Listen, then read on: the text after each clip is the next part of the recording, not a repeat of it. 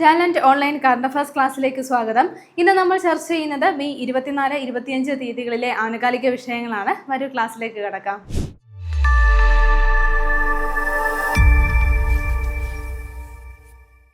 ഇനി വരുന്ന CPO എക്സാമിന് വേണ്ടി തയ്യാറെടുക്കുന്നവർക്കായി ടാലന്റിന്റെ CPO റാങ്ക് ഫയൽ ഇപ്പോൾ അവൈലബിൾ ആണ്. 3 വോളിയങ്ങളായിട്ടാണ് ഈ ഒരു റാങ്ക് ഫയൽ നിങ്ങൾക്ക് ലഭ്യമാകുന്നത്.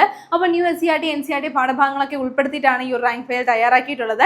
ടാലന്റിന്റെ റാങ്ക് ഫയലുകൾ നമ്മുടെ ഒഫീഷ്യൽ വെബ്സൈറ്റ് വഴിയോ അല്ലെങ്കിൽ ആമസോൺ, ഫ്ലിപ്കാർട്ട് വഴിയോ അല്ലെങ്കിൽ നിങ്ങളുടെ അടുത്തുള്ള ബുക്ക് സ്റ്റോറുകൾ വഴിയോ പർച്ചേസ് ചെയ്യാൻ സാധിക്കുന്നതാണ്. ഉടൻ തന്നെ ഈ ഒരു റാങ്ക് ഫയൽ സ്വന്തമാക്കി നല്ല രീതിയിൽ പഠിക്കുക. ഇന്ന് നമ്മൾ ആദ്യം ചർച്ച ചെയ്യുന്നത് ഒരു ബുക്കുമായി ബന്ധപ്പെട്ട പോയിന്റ് ആണ്. ബുക്ക് ഇതാണ്, the library man of India, the story of PN Panicker എന്നുള്ള പുസ്തകം. അപ്പോൾ ഈ ഒരു പുസ്തകം എഴുതിയത് ആരാണ്, രചിച്ചത് ആരാണെന്ന് നമുക്കൊന്ന് ഓർത്ത് വെക്കാം. PP സത്യനാണ്. ആരാണ്? PP സത്യനാണ് ഈ ഒരു ബുക്ക് എഴുതിയിരിക്കുന്നത്.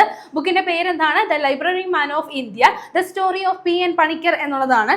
പേരിൽ നിന്ന് തന്നെ നമുക്ക് മനസ്സിലാക്കാം ആരെക്കുറിച്ചുള്ള ബുക്കാണിത്. PN പണിക്കർ, അദ്ദേഹവുമായി ബന്ധപ്പെട്ടിട്ടുള്ള ഒരു പുസ്തകമാണിത്. ഇനി ഈ പുസ്തകം പ്രകാശനം ചെയ്തത് ആരാണെന്ന് ഓർത്ത് വെക്കുക. ന്യൂഡൽഹിയിലെ ഉപരാഷ്ട്രപതി ഭവനിൽ വെച്ചിട്ട് നമ്മുടെ ഉപരാഷ്ട്രപതിയാണ് ഇത് പ്രകാശനം ചെയ്തത്. ആരാണ്? CP രാധാകൃഷ്ണനാണ് ഇത് പ്രകാശനം ചെയ്തത്. ഈ ഒരു ബുക്ക് പ്രകാശനം ചെയ്തതെന്ന് ഓർത്തു വെക്കുക. ഇനി ബുക്ക് എഴുതിയത് ആരാണെന്ന് പറഞ്ഞു, PP സത്യനാണ് ഈ ഒരു ബുക്ക് എഴുതിയിരിക്കുന്നത്. ഇനി PN പണിക്കറിലോട്ട് വരികയാണെങ്കിൽ അദ്ദേഹം എന്താണ്? നമ്മുടെ കേരള ഗ്രന്ഥശാസ്ത്രത്തിന്റെ പിതാവ് എന്നറിയപ്പെടുന്നത് ആരാണ്? PN പണിക്കർ ആണ് എന്നുള്ള കാര്യം ഒന്ന് നോട്ട് ചെയ്യുക. ഇനി അദ്ദേഹം ജനിച്ചത് എന്നാണ്? 1909 1909 അദ്ദേഹം ജനിച്ചത്. അദ്ദേഹം എന്താണ്? 1945 തിരുവിതാംകൂർ ഗ്രന്ഥശാല അസോസിയേഷൻ ആരംഭിച്ചു. എന്താണ്? തിരുവിതാംകൂർ ഗ്രന്ഥശാല അസോസിയേഷൻ ആരംഭിച്ചു. പിന്നീട് അതെന്താണ്? കേരള ലൈബ്രറി അസോസിയേഷൻ ആയിട്ട് മാറി. ഇനി ഒരു അവാർഡാണ് നമ്മൾ ചർച്ച ചെയ്യുന്നത്. എന്താണ് പുരസ്കാരം? 2025 United nations military gender advocate of the year award നേടിയ ഇന്ത്യൻ സമാധാന സേനാംഗം ആരെന്നാണ് നോക്കുന്നത്. ഓർത്തു വെക്കുക, മേജർ അഭിലാഷ ബരാക്ക് ആണ്. എന്താണ്? മേജർ അഭിലാഷ ബരാക്കിനാണ് ഈ ഒരു പുരസ്കാരം, ഈ ഒരു അവാർഡ് ലഭിച്ചിരിക്കുന്നത്. അപ്പോൾ എന്താണ്? 2025 പുരസ്കാരമാണ്. എന്താണ്? UN-ന്റെ united nations military gender advocate of the year അവാർഡാണ് നേടിയിരിക്കുന്നത്. ഇനി മേജർ അഭിലാഷ ബറാക്ക് എന്താണ്? ലെബനിലെ ഐക്യരാഷ്ട്രസഭയുടെ ഇടക്കാല സേനയിലെ വനിതാ എൻഗേജ്മെന്റ് ടീമിന്റെ കമാൻഡറായിട്ട് ഇന്ത്യൻ ബറ്റാലിയനിലെ സേവനം അനുഷ്ഠിച്ചു വരികയാണ്. പശ്ചിമേഷ്യൻ രാജ്യത്ത് അഭിലാഷ ബറാക്ക് നൽകിയിട്ടുള്ള ആ ഒരു രാജ്യങ്ങളിലെ ആ ഒരു സേവന സമയത്ത്, അഭിലാഷ ബറാക്കിന്റെ സേവന സമയത്ത് സ്ത്രീകൾക്കും കുട്ടികൾക്കുമായിട്ട് നൽകിയിട്ടുള്ള സേവനങ്ങളെ അടിസ്ഥാനമാക്കിയിട്ടാണ് 2025 ഈ ഒരു പുരസ്കാരം അഭിലാഷ ബറാക്കിന് ലഭിക്കുന്നത്. ഇനി നമ്മൾ അടുത്തിടെ ചർച്ച ചെയ്തിട്ടുണ്ടായിരുന്ന ഒരു കാര്യമാണ്, ഇന്ത്യൻ ആർമിയിൽ തന്നെ ആദ്യത്തെ വനിതാ കോമ്പാക്ട് ഹെലികോപ്റ്റർ പൈലറ്റ് ആയത് ആരാണ്? അതും അഭിലാഷ ബറാക്ക് ആണ്. ആ കാര്യം കൂടി ഒന്ന് നോട്ട് ചെയ്ത് വെക്കുക. നമ്മൾ അടുത്തിടെയാണ് ആ കാര്യം ചർച്ച ചെയ്തത്. ഇനി ഈ ഒരു പുരസ്കാരം നേടുന്ന 3ാമത്തെ ഇന്ത്യൻ വനിത കൂടിയാണ് എന്നുള്ള കാര്യം കൂടി മറ്റൊരു പ്രത്യേകതയാണ്. എന്താണ്? United nations military gender advocate of the year award നേടുന്ന 3ാമത്തെ ഇന്ത്യൻ വനിതയാണ്. ആരാണ്? അഭിലാഷ ബറാക്ക്. അങ്ങനെയാണെങ്കിൽ ആദ്യത്തെ 2 വനിതകൾ ആരൊക്കെയാണ്? 2019 ഇതിനു മുമ്പ് സുമൻ ഗവാനിക്കും അതേപോലെ 2023 രാധിക സെന്നിനും എന്താണ് ഈ ഒരു പുരസ്കാരം ലഭിച്ചിട്ടുണ്ടായിരുന്നു. 2019 എന്താണ്? സുമനാണ് ലഭിച്ചിട്ടുള്ളത്. സുമൻ ഗവാനിക്കും അതേപോലെ 2023 രാധിക സെന്നിനും എന്താണ് ഈ ഒരു പുരസ്കാരം ലഭിച്ചിട്ടുണ്ട്. അങ്ങനെ 3ാമതായിട്ട് നേടിയിരിക്കുന്നത് 2026 ഈ ഒരു പുരസ്കാരം നേടിയത് മേജർ അഭിലാഷ ബറാക്ക് ആണ്. അടുത്ത നമ്മൾ നോക്കുന്ന പോയിന്റ് ഇതാണ്. അടുത്തിടെ ചലച്ചിത്ര അക്കാദമി ചെയർമാൻ സ്ഥാനം രാജിവെച്ചത് ആരെന്നാണ്? റസൂൽ പൂക്കുട്ടിയാണ്. ആരാണ്? റസൂൽ പൂക്കുട്ടിയാണ്. എന്താണ്? അടുത്തിടെ എന്താണ് ചലച്ചിത്ര അക്കാദമി ചെയർമാൻ സ്ഥാനം രാജിവെച്ചത്. അപ്പോൾ ഇത്തരത്തിൽ എന്താണ് നിരവധി രാജിവെക്കലുകൾ നമ്മൾ അടുത്തിടെയായിട്ട് ചർച്ച ചെയ്യുന്നുണ്ട്. ഇനി ഈ പോസ്റ്റിലേക്കെല്ലാം എന്താണ് അപ്പോയിന്റ്മെന്റുകൾ കൂടി നമ്മൾ പഠിക്കുന്നതായിരിക്കും. അതിന്റെ അപ്ഡേഷൻ വരുമ്പോഴത്തേക്ക് നമുക്ക് പഠിക്കാം. അപ്പോൾ ചലച്ചിത്ര അക്കാദമി ചെയർമാനായിരുന്ന റസൂൽ പൂക്കുട്ടി അദ്ദേഹത്തിന്റെ സ്ഥാനം എന്താണ് രാജിവെച്ചിരിക്കുകയാണ്. ഇനി നമ്മൾ നോക്കുന്ന മറ്റൊരു പോയിന്റ് ഇതാണ്. വിദ്യാർത്ഥികളിൽ സൈബർ സുരക്ഷാ അവബോധം വളർത്തുന്നതിനും സൈബർ ഭീഷണികളിൽ നിന്ന് അവർക്ക് സംരക്ഷണം നൽകുന്നതിനുമായിട്ട് കേരള പോലീസ് ആരംഭിച്ച പദ്ധതി ഏതെന്നാണ്? ഓർത്തു വെക്കുക, പദ്ധതി ഇതാണ്, കിഡ് ഗ്ലോബ് പ്രൊജക്ട്. എന്താണ്? കിഡ് ഗ്ലോബ് പ്രൊജക്ട് എന്ന പേരിലാണ് പുതിയൊരു പദ്ധതി ആവിഷ്കരിക്കുന്നത്. എന്തിനു വേണ്ടിയിട്ടാണെന്ന് പറഞ്ഞു? വിദ്യാർത്ഥികളിൽ സൈബർ സുരക്ഷാ അവബോധം വളർത്തുന്നതിന് വേണ്ടിയിട്ടാണ് ഈ ഒരു പദ്ധതി കൊണ്ടുവരുന്നത്. അപ്പോൾ ഇന്റർനെറ്റ് അല്ലെങ്കിൽ സൈബർ ആ ഒരു മേഖല എങ്ങനെ ഉപയോഗിക്കണമെന്നും എത്ര അവിടെയൊക്കെ അപകടങ്ങൾ ഒളിഞ്ഞിരിക്കുന്നു എന്നുള്ളതൊക്കെ കുട്ടികളിൽ അവബോധം സൃഷ്ടിക്കുന്നതിന് വേണ്ടിയിട്ടാണ് എന്താണ് ഈ ഒരു പദ്ധതി പോലീസ് കൊണ്ടുവന്നിരിക്കുന്നത്. അപ്പോൾ കേരള പോലീസ് ആണ് ഈ ഒരു പദ്ധതി ആവിഷ്കരിച്ചതെന്ന് പറഞ്ഞു. അപ്പോൾ ഇതിന്റെ ഭാഗമായിട്ട് തന്നെ നമുക്കറിയാം സ്കൂളുകൾ തുറക്കാൻ പോകുകയാണ്. അപ്പോൾ ഈ ഒരു പ്രവേശന സമയത്ത് തന്നെ കുട്ടികൾക്ക് എന്താണ് ഇതുമായി ബന്ധപ്പെട്ടിട്ടുള്ള സൈബർ സുരക്ഷാ പ്രതിജ്ഞ എടുക്കേണ്ടതാണ്.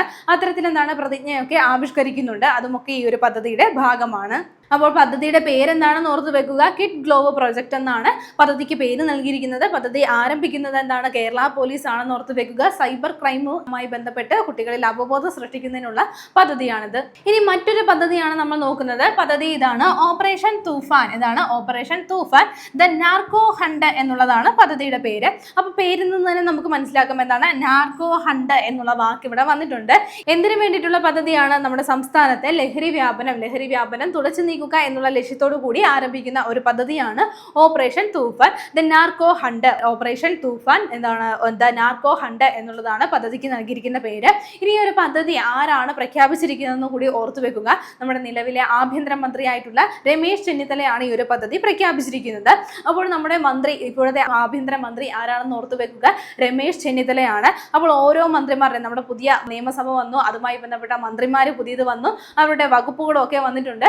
ഇതുമായി ബന്ധപ്പെട്ടിട്ടുള്ള ക്ലാസ് നമ്മുടെ യൂട്യൂബ് ചാനലിൽ അപ്ലോഡ് ചെയ്തിട്ടുണ്ട്. കേരളത്തിലെ പുതിയ മന്ത്രിമാരും അവരുടെ വകുപ്പുകളുമായി ബന്ധപ്പെട്ടിട്ടുള്ള ക്ലാസ് അപ്ലോഡ് ചെയ്തിട്ടുണ്ട്. ഇതുവരെ കാണാത്തവർ കണ്ടു പഠിക്കുക, നല്ല രീതിയിൽ പഠിക്കുക. കോഡുകൾ ഉപയോഗിച്ചാണ് ക്ലാസ് തയ്യാറാക്കിയിട്ടുള്ളത്. എളുപ്പത്തിൽ പഠിക്കാനായിട്ട് സാധിക്കുന്നതാണ്. ഇനിയുള്ള പരീക്ഷകൾക്കൊക്കെ വളരെ ഇമ്പോർട്ടൻ്റ് ആയിട്ടുള്ള ഒരു ഭാഗമാണ്.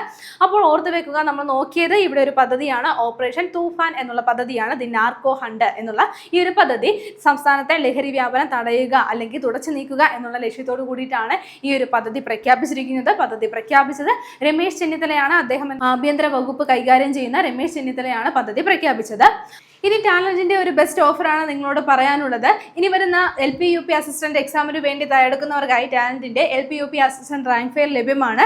നമ്മുടെ ഈ കമന്റ് ബോക്സിൽ താഴെ തന്നിരിക്കുന്ന ഒരു ലിങ്ക് വഴി നിങ്ങൾക്ക് ഇത് പർച്ചേസ് ചെയ്യാൻ കഴിയുന്നതാണ്. ആ ഒരു ലിങ്കിൽ തന്നെ LP UP SM എന്നുള്ള ഈ ഒരു കൂപ്പൺ കോഡ് കൂടി അടിച്ചു കൊടുക്കുകയാണെങ്കിൽ നിങ്ങൾക്ക് ഒരു ബെസ്റ്റ് ഓഫറിൽ ഈ ഒരു റാങ്ക് ഫെയർ പർച്ചേസ് ചെയ്യാനായിട്ട് സാധിക്കുന്നതാണ്. അപ്പോൾ ഉടൻ തന്നെ ഈ ഒരു റാങ്ക് ഫെയർ പർച്ചേസ് ചെയ്യുക, നല്ല രീതിയിൽ പഠിക്കുക.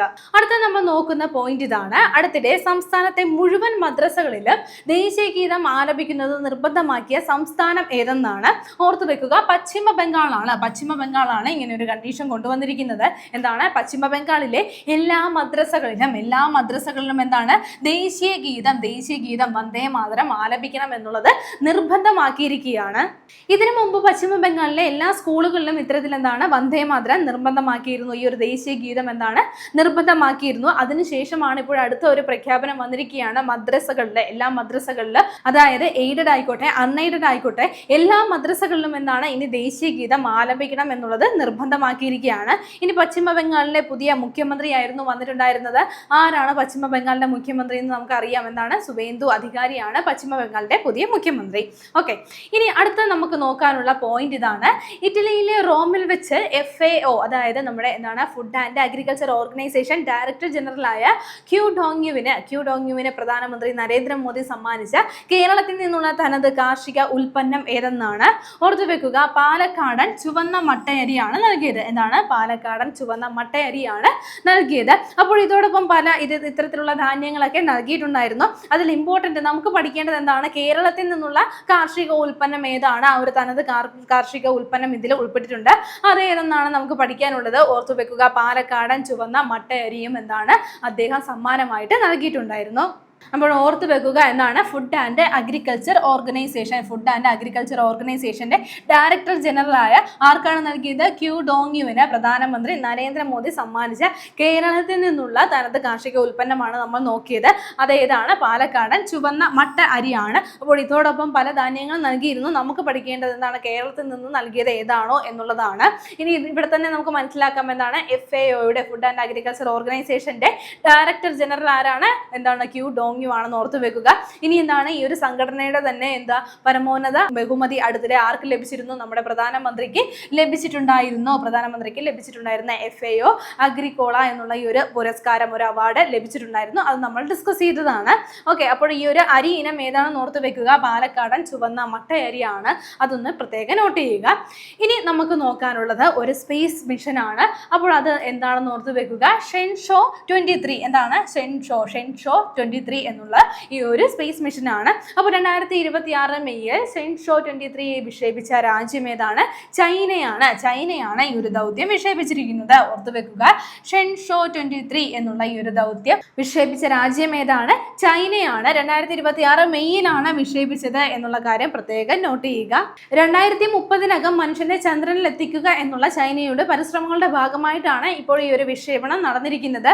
3 അംഗങ്ങളുമായിട്ടാണ്, 3 ബഹിരാകാശ യാത്രികരുമായിട്ടാണ് ഈ ഒരു ഷെൻഷോ 23 വിക്ഷേപിച്ചിരിക്കുന്നത് എന്നുള്ള കാര്യം ഓർത്തു വെക്കുക.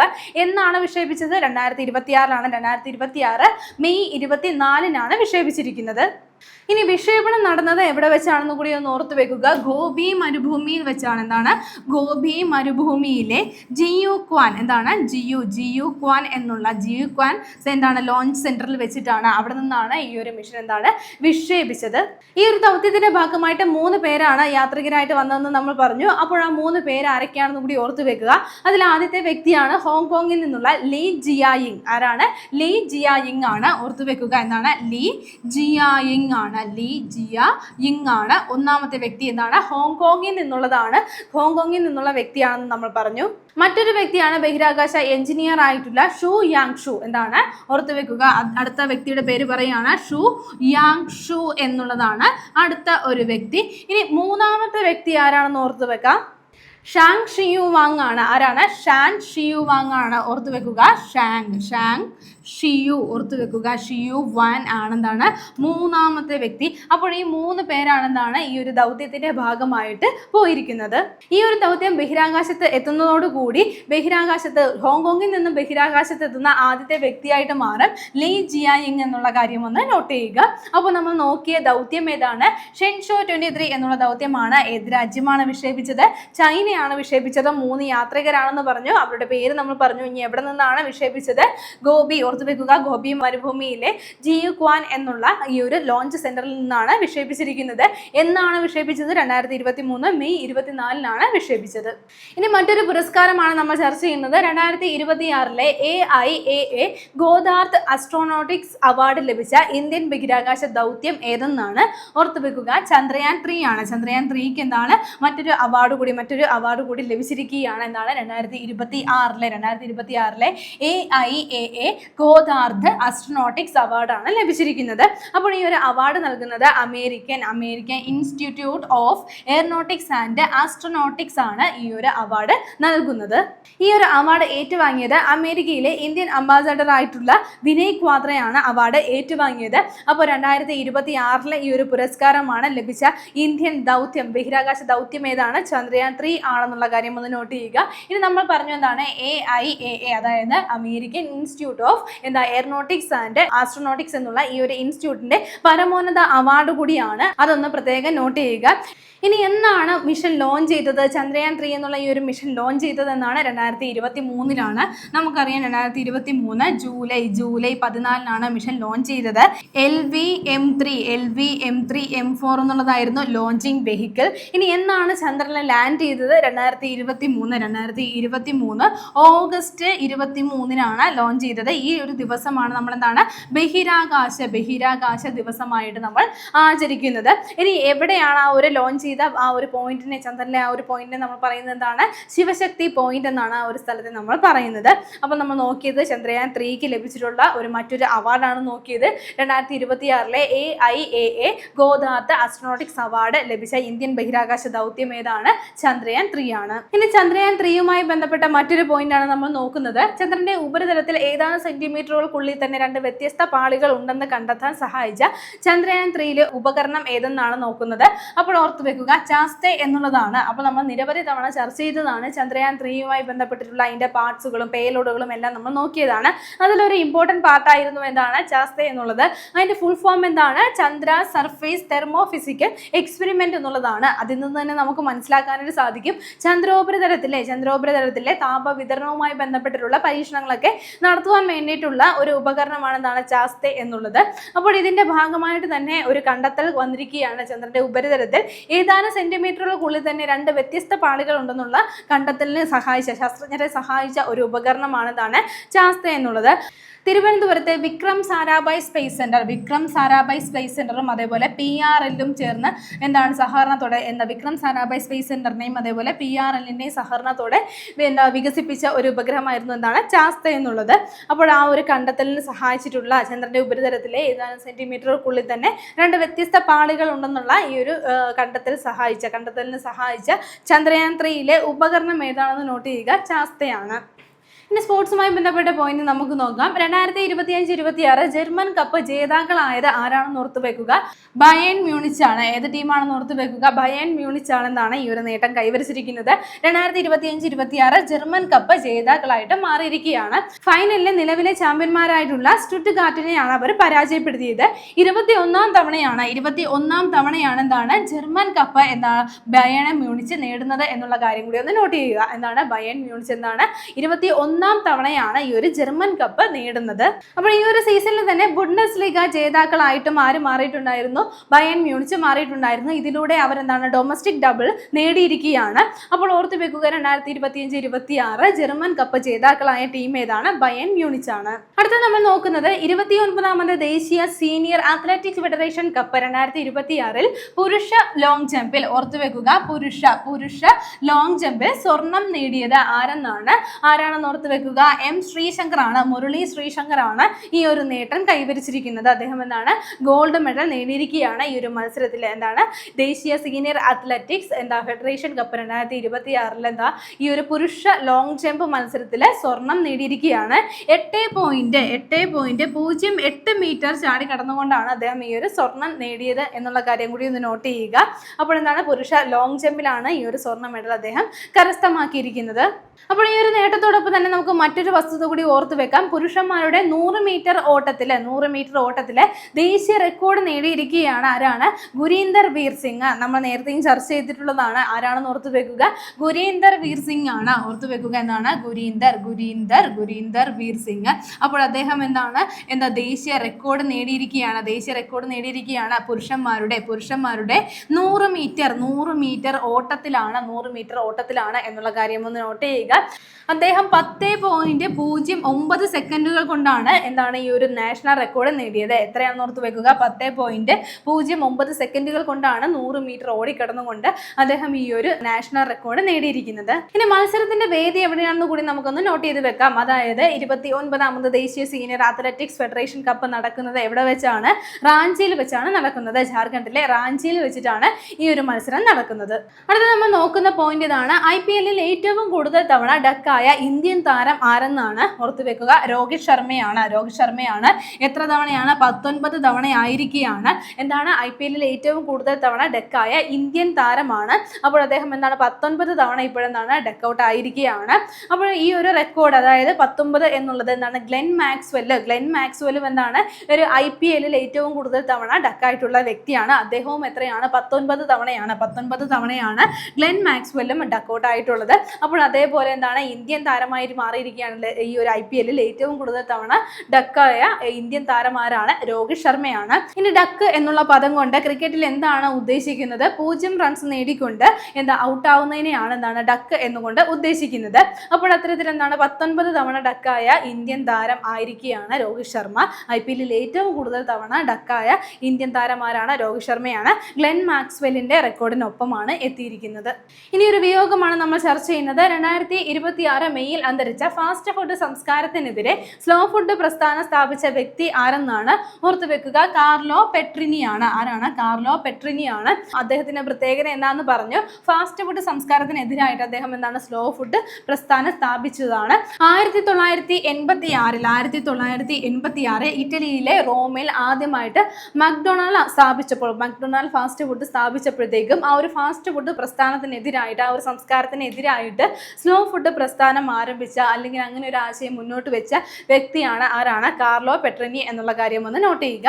അപ്പോൾ അദ്ദേഹം അന്തരിച്ചതെന്നാണ് 2026 മെയ്യിലാണ് അന്തരിച്ചത്. ഇനി വരുന്ന PSC എക്സാമുകളിലൊക്കെ വളരെ ഇമ്പോർട്ടൻറ്റ് പാർട്ടാണ് SCERT പാഠഭാഗങ്ങൾ. ഈ ഒരു പാഠഭാഗങ്ങൾ നിങ്ങൾക്ക് വളരെ എളുപ്പത്തിൽ പഠിച്ചു തീർക്കാൻ വേണ്ടി ടാലന്റിന്റെ അറിവിടം ബുക്കുകൾ പുറത്തിറക്കിയിരുന്നു. അത് നിങ്ങൾക്ക് വളരെ അധികം ഉപകാരപ്പെട്ടു എന്നറിഞ്ഞതിൽ വളരെ സന്തോഷമുണ്ട്. ഇനി അതേപോലെ തന്നെ ഈ ഒരു അറിവിടം ബുക്കുകൾ അല്ലെങ്കിൽ നിങ്ങളുടെ SCERT പാഠഭാഗങ്ങൾ നിങ്ങൾ എത്രത്തോളം പഠിച്ചു എന്ന് നിങ്ങൾക്ക് മനസ്സിലാക്കാൻ വേണ്ടിയിട്ടുള്ള പരിശീലന ചോദ്യങ്ങളുടെ ബുക്ക് ടാലന്റ് അക്കാദമി പുറത്തിറക്കിയിട്ടുണ്ട്. 4300-ലധികം ചോദ്യങ്ങളാണ് ഇതിൽ ഉൾപ്പെടുത്തിയിട്ടുള്ളത്. ചാപ്റ്റർ വൈസ് ആയിട്ടാണ് ഇത് നിങ്ങൾക്ക് പരിചയപ്പെടുത്തുന്നത്. ഏത് സോഴ്സിലൂടെയും SCERT പാഠഭാഗങ്ങൾ പഠിച്ചു തീർത്തവർക്ക് ഇതെന്താണ് പഠിക്കാനായിട്ട് അല്ലെങ്കിൽ പരിശീലിക്കുവാനായിട്ട് കഴിയുന്നതാണ്. മാത്രമല്ല മുൻ വർഷങ്ങളിലെ SCERT പാഠഭാഗങ്ങളിൽ നിന്ന് PSC ചോദിച്ചിട്ടുള്ള ക്വസ്റ്റ്യൻസും ഇതിൽ ഇൻക്ലൂഡ് ചെയ്തിട്ടുണ്ട്. ഉടൻ തന്നെ ഈ ഒരു ബുക്ക് സ്വന്തമാക്കി നല്ല രീതിയിൽ SCERT പാഠഭാഗങ്ങൾ കവർ ചെയ്യുക. ഇനി നമ്മൾ ചർച്ച ചെയ്ത പോയിന്റുകൾ ഒന്നുകൂടി നോക്കാം. ആദ്യം നമ്മൾ നോക്കിയത് ഒരു ബുക്കുമായി ബന്ധപ്പെട്ട പോയിന്റ് ആയിരുന്നു. The library man of India, the story of PN Panicker എന്നുള്ള പുസ്തകം എഴുതിയതാരാണ്? PP സത്യനാണ് ഈ ഒരു പുസ്തകം എഴുതിയത്. ഇനി ഇത് എന്താണ് പ്രകാശനം ചെയ്തതാരാണ്? നമ്മുടെ ഇന്ത്യയുടെ ഉപരാഷ്ട്രപതിയായിട്ടുള്ള CP രാധാകൃഷ്ണനാണ് ഇത് പ്രകാശനം ചെയ്തത്. അത് കഴിഞ്ഞ് നമ്മൾ നോക്കിയത് അടുത്തിടെ ചലച്ചിത്ര അക്കാദമി ചെയർമാൻ സ്ഥാനം രാജിവെച്ചതാരെന്നാണ്? റസൂൽ പൂക്കുട്ടിയാണ് ഈ ഒരു സ്ഥാനം രാജിവെച്ചിരിക്കുന്നത്. അതിനുശേഷം നമ്മൾ നോക്കിയത് ഒരു അവാർഡായിരുന്നു. 2025 United nations military gender advocate of the year award നേടിയ ഇന്ത്യൻ സമാധാന സേനാംഗം ആരെന്നാണ്? മേജർ അഭിലാഷ ബറാക്കാണ് ഈ ഒരു പുരസ്കാരം നേടിയിരിക്കുന്നത്. പശ്ചിമേഷ്യൻ രാജ്യങ്ങളിൽ അവർ നടത്തിയിട്ടുള്ള അവരുടെ സേവനകാലത്ത് നടത്തിയിട്ടുള്ള സേവനങ്ങളുടെയൊക്കെ കുട്ടികളുടെയും അതേപോലെ തന്നെ സ്ത്രീകളുടെയും മേലെ നടത്തിയിട്ടുള്ള സേവനങ്ങളുടെ ഫലമായിട്ടാണ് ഈ ഒരു അവാർഡ് ലഭിച്ചിട്ടുള്ളത്. അതിനുശേഷം നമ്മൾ നോക്കിയത് ഒരു പദ്ധതിയായിരുന്നു. വിദ്യാർത്ഥികളിൽ സൈബർ സുരക്ഷ അവബോധം വളർത്തുന്നതിനും സൈബർ ഭീഷണികളിൽ നിന്ന് അവർക്ക് സംരക്ഷണം നൽകുന്നതിനുമായിട്ട് കേരള പോലീസ് ആരംഭിച്ച പദ്ധതിയാണ് കിഡ് ഗ്ലോ പ്രൊജക്ട് എന്നുള്ളത്. അത് കഴിഞ്ഞിട്ട് നമ്മൾ നോക്കിയത് മറ്റൊരു പദ്ധതിയാണ്. സംസ്ഥാനത്തെ ലഹരി വ്യാപനം തുടച്ചു നീക്കുക എന്നുള്ള ലക്ഷ്യത്തോട് കൂടിയിട്ട് ആരംഭിച്ച ഒരു പദ്ധതിയാണ്. പദ്ധതിയുടെ പേരെന്താണെന്ന് ഓർത്തുവെക്കുക, operation Toofan the narco hunt എന്നുള്ള പദ്ധതിയാണ്. പദ്ധതി പ്രഖ്യാപിച്ചത് നമ്മുടെ നിലവിലെ ആഭ്യന്തരമന്ത്രിയായിട്ടുള്ള രമേശ് ചെന്നിത്തലയാണ്. ശേഷം നമ്മൾ നോക്കിയത് അടുത്തിടെ സംസ്ഥാനത്തെ മുഴുവൻ മദ്രസകളിലും ദേശീയ ഗീതം ആലപിക്കുന്നത് നിർബന്ധമാക്കിയ സംസ്ഥാനം ഏതാണ്? പശ്ചിമ ബംഗാളാണ്. അപ്പോൾ എല്ലാ സ്കൂളുകളിലും ഇത്തരത്തിലെ ദേശീയ ഗീതം നിർബന്ധമാക്കിയതിന് പിന്നാലെ എല്ലാ മദ്രസകളിലും അവിടെ എന്താണ് ദേശീയ ഗീതം ഇപ്പോൾ നിർബന്ധമാക്കിയിരിക്കുകയാണ്. ഇനി പശ്ചിമ ബംഗാളിലെ മുഖ്യമന്ത്രി ആരാണെന്ന് അറിയാം? സുവേന്ദു അധികാരിയാണ് പശ്ചിമ ബംഗാളിലെ മുഖ്യമന്ത്രി. അതിനുശേഷം നമ്മൾ നോക്കിയത് ഇറ്റലിയിലെ റോമിൽ വെച്ച് food and agriculture organisation director ജനറലായ Hugh ഡോങ്യുവിന് പ്രധാനമന്ത്രി നരേന്ദ്രമോദി സമ്മാനിച്ച കേരളത്തിൽ നിന്നുള്ള തനത് കാർഷിക ഉൽപ്പന്നം ഏതെന്നാണ്? പാലക്കാടൻ ചുവന്ന മട്ട അരിയാണ് അദ്ദേഹം നൽകിയിട്ടുണ്ടായിരുന്നത്. അപ്പോൾ പല ധാന്യങ്ങളും നൽകിയിട്ടുണ്ട്. അപ്പോൾ അതിൽ ഇമ്പോർട്ടൻറ്റ് നമുക്ക് പഠിക്കേണ്ടത് ഇതാണ് എന്നുള്ള കാര്യം ഒന്ന് നോട്ട് ചെയ്യുക. അത് കഴിഞ്ഞ് നമ്മൾ നോക്കിയത് ഒരു സ്പേസ് മിഷനുമായി ബന്ധപ്പെട്ട പോയിന്റ് ആയിരുന്നു. എന്താണ്? ഷെൻഷോ 23 വിക്ഷേപിച്ച രാജ്യം ഏതെന്ന് നോക്കി ചൈനയാണ് ഈ ഒരു ദൗത്യം വിക്ഷേപിച്ചിരിക്കുന്നത്. 2026 മെയ് 24 വിക്ഷേപിച്ചിരിക്കുന്നത്. അത് കഴിഞ്ഞ് നമ്മൾ നോക്കിയത് ചന്ദ്രയാൻ 3ക്ക് ലഭിച്ചിട്ടുള്ള ഒരു അവാർഡാണ് നോക്കിയത്. 2026 AIAA ഗോർദാദ് ആസ്ട്രോണിക്സ് അവാർഡ് ലഭിച്ച ഇന്ത്യൻ ബഹിരാകാശ ദൗത്യം ഏതെന്ന് നോക്കി ചന്ദ്രയാൻ 3 ആണ്. എന്നാണ് ലോഞ്ച് ചെയ്തതെന്ന് അറിയാം? 2023 ജൂലൈ 14 ലോഞ്ച് ചെയ്തു. 2023 ഓഗസ്റ്റ് 23 എന്താണ് ചന്ദ്രനിൽ ലോഞ്ച് ചെയ്തത്. അത് കഴിഞ്ഞ് നമ്മൾ നോക്കിയത് ചന്ദ്രയാൻ 3യുടെ ഒരു ഉപകരണം അതുമായി ബന്ധപ്പെട്ടുള്ള ഒരു പോയിന്റ് ആയിരുന്നു. ചന്ദ്രന്റെ ഉപരിതലത്തിൽ ഏതാനും സെന്റിമീറ്ററുകൾക്കുള്ളിൽ തന്നെ 2 വ്യത്യസ്ത പാളികൾ ഉണ്ടെന്ന് ശാസ്ത്രജ്ഞരെ കണ്ടെത്താൻ സഹായിച്ച ചന്ദ്രയാൻ 3യിലെ ഉപകരണം ഏതാണ്? ചാസ്തെ എന്നുള്ള ഉപകരണമാണ്. അപ്പോൾ ഇത് വികസിപ്പിച്ചത് ആരാന്ന് നമ്മൾ പറഞ്ഞു? തിരുവനന്തപുരത്തെ വിക്രം സാരാഭായ് സ്പേസ് സെന്ററും അതേപോലെ PRL ചേർന്നിട്ടാണ് ഇത് വികസിപ്പിക്കാനായിട്ട് സഹകരിച്ചത്. അത് കഴിഞ്ഞിട്ട് നമ്മൾ നോക്കിയത് 2025-26 ജർമ്മൻ കപ്പ് ജേതാക്കളായത് ആരെന്നാണ്? ബയേൺ മ്യൂണിച്ച് ആണ് ഈ ഒരു നേട്ടം കൈവരിച്ചിരിക്കുന്നത്. അവർ 21ാം തവണയാണ് എന്താണ് ജർമ്മൻ കപ്പ് സ്വന്തമാക്കുന്നത്. അത് കഴിഞ്ഞ് നമ്മൾ നോക്കിയത് 29ാമത് ദേശീയ സീനിയർ അത്ലറ്റിക്സ് ഫെഡറേഷൻ കപ്പ് 2026 പുരുഷ ലോങ് ജമ്പിൽ സ്വർണം നേടിയത് ആരെന്ന് നോക്കി മുരളി ശ്രീശങ്കർ ആണ് ഈ ഒരു നേട്ടം കൈവരിച്ചിരിക്കുന്നത്. ഇനി ഒരു മത്സരത്തിന്റെ വേദി എവിടെയായിരുന്നു? റാഞ്ചിയാണ് വേദിയായിട്ട് വന്നത്. അതേപോലെ നമ്മൾ മറ്റൊരു കാര്യം ചർച്ച ചെയ്തിട്ടുണ്ടായിരുന്നു. പുരുഷന്മാരുടെ 100 മീറ്റർ ഓട്ടത്തിൽ ആര് നാഷണൽ റെക്കോർഡ് നേടിയിട്ടുണ്ടായിരുന്നു? ഗുരീന്ദർ വീർ സിംഗ്. അദ്ദേഹം നാഷണൽ റെക്കോർഡ് നേടിയ കാര്യം നമ്മൾ ഡിസ്കസ് ചെയ്തിട്ടുണ്ടായിരുന്നു. അത് കഴിഞ്ഞ് നോക്കിയത് IPL ഏറ്റവും കൂടുതൽ തവണ ഡെക്കായ ഇന്ത്യൻ താരമാരാണ്. രോഹിത് ശർമ്മയാണ്, 19 തവണയാണ് അദ്ദേഹം ഡെക്കായിരിക്കുന്നത്. ഗ്ലെൻ മാക്സ്വെല്ലിന്റെ റെക്കോർഡിനൊപ്പം എത്തിയിരിക്കുകയാണ്, 19 തവണ ഡെക്കായിട്ടിരിക്കുകയാണ് IPL. അത് കഴിഞ്ഞിട്ട് നമ്മൾ നോക്കിയത് 2026 മെയ്യിൽ അന്തരിച്ച ഫാസ്റ്റ് ഫുഡ് സംസ്കാരത്തിനെതിരെ സ്ലോ ഫുഡ് പ്രസ്ഥാനം പ്രഖ്യാപിച്ച അല്ലെങ്കിൽ സ്ഥാപിച്ച വ്യക്തി ആരെന്നാണ്.